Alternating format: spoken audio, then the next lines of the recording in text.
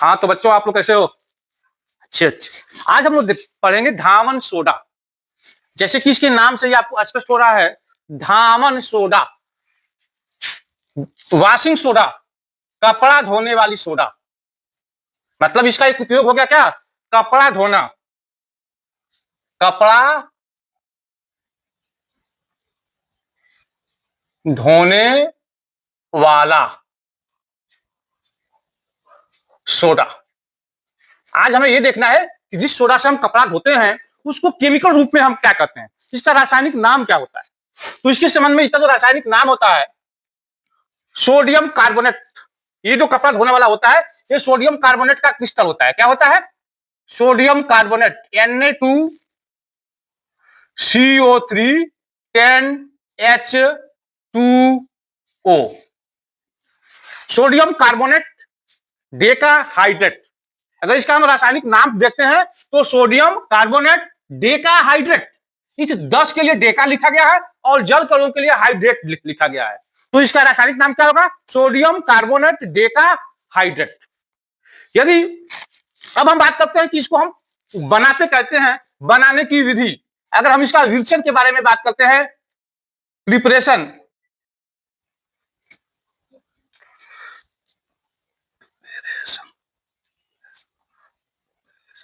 तो बनाने की विधि के लिए आप कास्टिक सोडा लेते हैं। क्या लेते हैं?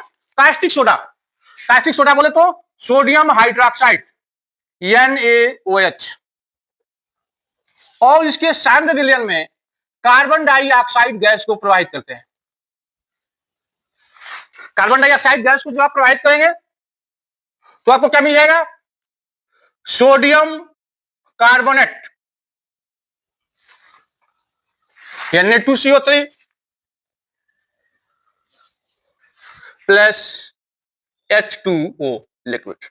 इस तरह से आपको सोडियम कार्बोनेट का विलयन प्राप्त हो जाता है। अब इस विलयन का हम वाष्पन करते हैं। जब इसका वाष्पन करेंगे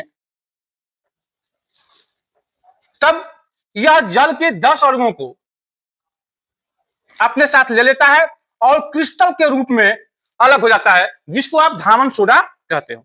अर्थात धामन सोडा के एक क्रिस्टल में जल के कितने अणु होते हैं? 10 अणु होते हैं। अब अगर हम बात करते हैं तो ये रंगहीन होता है, गंधहीन होता है, क्रिस्टली ठोस होता है, जल में क्या होता है? विलय होता है। अगर हम बात करते हैं इसके रासायनिक गुण के बारे में तो इसकी प्रकृति क्या होगी, तो प्रकृति निकालने के लिए मैं आपको बताया था कि आप जल से क्रिया कराएंगे तो प्रकृति निकल जाएगा। तो अगर हम इसकी प्रकृति निकालें, ये आपका Na2CO3 की क्रिया हम जल से कराते हैं तो आप देखेंगे ये आपका टूट जाएगा किसमें? Na प्लस में टूट जाएगा और कार्बोनेट आयन में। सिमिलरली ये किसमें? H प्लस में और OH माइनस में। तो इसका पॉजिटिव और इसका निगेटिव ये दोनों मिल जाएंगे तो क्या दे देगा? सोडियम हाइड्रोक्साइड NaOH प्लस ये दोनों जब मिलेंगे तो बन जाता है H2CO3।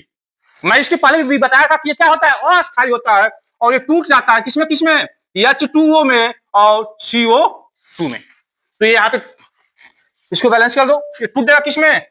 H2O में और CO2 में टूट जाता है। इस तरह से आप जानते हैं कि NaOH क्या होता है? प्रबल क्षार है। अर्थात इसकी जो प्रकृति होगी धामन सोडा की ये कैसी होगी? क्षारीय प्रकृति की होगी। किसके कारण? NaOH के कारण होगी।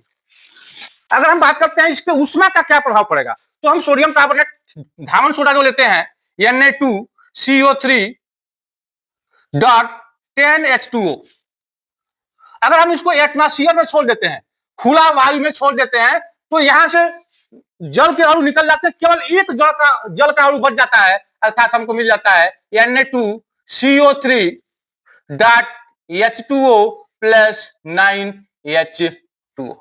इसका नाम क्या होगा? Sodium carbonate. जल के एक अणु है तो मोनो हो जाएगा, सोडियम कार्बोनेट मोनोहाइड्रेट। इसका नाम क्या था? डेकाहाइड्रेट। लेकिन जब हम इसको गर्म करते हैं, अगर हम इसको गर्म करेंगे तो गर्म करने पे क्या होगा? यह जो जल का अणु है यह भी निकल जाएगा। अर्थात क्या बन जाएगा? Na2CO3 plus H2O। इसको बोलते हैं निर्जल सोडियम कार्बोनेट।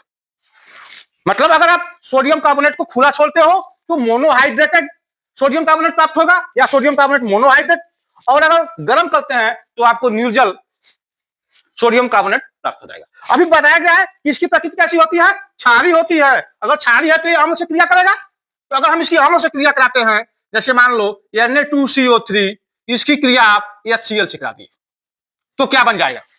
सिमिलरली ये जब टूटेगा तो क्या देगा, Na+ देगा, यहां से CO3 का 2-, यहां से H+ हो जाएगा और यहां से क्या हो जाएगा, Cl- हो जाएगा। तो Na+ और जब Cl मिलेंगे तो क्या मिल जाएगा, NaCl बन जाएगा। और इन दोनों के मिलने से क्या बन जाएगा, H2CO3, जो कि अस्थायी होता है, तुरंत टूट जाता है किसमें किसमें, H2O में और CO2 में। तो इसको भी तोड़ दो, इसको बैलेंस कर दीजिए। मतलब सोडियम कार्बोनेट की क्रिया अम्ल से कराने पे लवण बनता है, जल बनता है और कार्बन डाइऑक्साइड बनता है।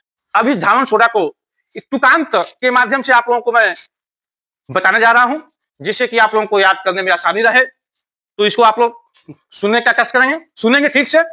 सोडियम कार्बोनेट ही धावन सोडा कहलाएगा, कास्टिक सोडा वो जल के मिलने से बन जाएगा, रंगहीन गंधहीन क्रिस्टली जल में घुल जाएगा, जल के 10 अणुओं को लेकर क्रिस्टल बन जाएगा, वायु में छोड़े तो मोनोहाइड्रेटेड हो जाएगा, गर्म करे तो जल को त्याग कर निर्जल हो जाएगा, जल से मिले तो कास्टिक सोडा वो CO2 में टूट जाएगा, अम्ल से मिले तो लवण जल व CO2 बना जाएगा, जल की कठोरता दूर कर कपड़ा धो जाएगा, कांच का निर्माण कर प्रयोगशाला अभिकर्मक कहलाएगा। यदि हम इसकी व्याख्या करना चाहें तो आप देखेंगे सोडियम कार्बोनेट ही धावन सोडा कहलाएगा, मतलब सोडियम कार्बोनेट को ही धावन सोडा कहते हैं। कास्टिक सोडा वो CO2 के मिलने से बन जाएगा, मतलब कास्टिक सोडा और CO2 के मिलने से धावन सोडा प्राप्त होता है। रंगहीन गंधहीन क्रिस्टली जल में घुल जाएगा, जल के 10 अणुओं को लेकर क्रिस्टल बन जाएगा। मतलब ये इसकी फिजिकल प्रॉपर्टीज के बारे में बता रहा है। जो धावन सोडा होता है रंगहीन होता है, गंधहीन होता है, क्रिस्टलीय ठोस होता है और इसके एक क्रिस्टल में जल के 10 अणु होते हैं।